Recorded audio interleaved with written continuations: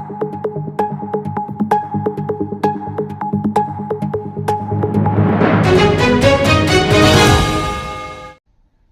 To NV9 news. ఇద్దరు నిందితులు arrest. దొంగిలించబడిన 11 బ్యాటరీలు స్వాధీనం.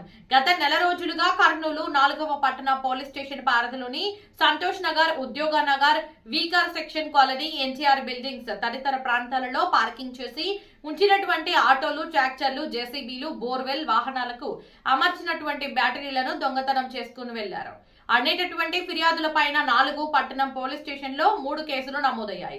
ఈ 3 కేసులలో దర్యాప్తులో భాగంగా లభించినటువంటి సీసీటీవీ ఫుటేజ్ లను పరిశీలించిన తర్వాత SI Gopinath, SI Sarath Kumar, crime party Murali, Subbarayudu, జీనస్ల సహాయంతో కర్నూలు పట్టణం చెంచు నగర్ కు చెందినటువంటి సుధాకర్ మరియు మహేంద్రలు బ్యాటరీలు దొంగిలించినట్టుగా తెలియవచ్చింది.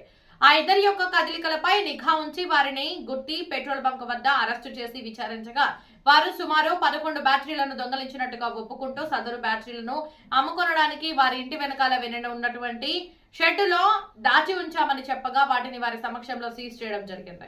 దొంగలించబడిన బ్యాటరీల విలువ సుమారు 1,50,000 రూపాయలు ఉంటుందని, వారి నుండి రికవరీ చేసిన బ్యాటరీలను సంబంధిత ఫిర్యాదుదారులకు అందజేయడం జరుగుతుంది. వీరిద్దరిని రిమాండ్ కూడా తరలించడం జరుగుతుంది. ఈ సందర్భంగా కర్నూలు 4వ పట్టణ సిఐ విక్రమ్ సింహ మాట్లాడుతూ కర్నూలు నగరంలో గత కొన్ని రోజులుగా బ్యాటరీలు దొంగతనాలకు పాల్పడుతున్న 2 యువకులను అరెస్టు చేశామన్నారు. ట్రాక్టర్లు, జేసీబీలు, ఇన్వర్టర్లు, బ్యాటరీలు పోవడంతో బాధితులు పోలీస్ స్టేషన్ లో ఫిర్యాదు చేశారు. కేసు నమోదు చేసుకున్న కర్నూలు 4వ పట్టణ పోలీసులు దర్యాప్తు చేయగా కర్నూలుకు చెందిన సుధాకర్ 19 సంవత్సరాలు, మహేంద్ర 19 సంవత్సరాలు దొంగతనానికి పాల్పడినట్లు గుర్తించి వారిని అరెస్టు చేశామన్నారు. వీరి నుండి 11 బ్యాటరీలు పోలీసులు స్వాధీనం చేసుకున్నారన్నారు.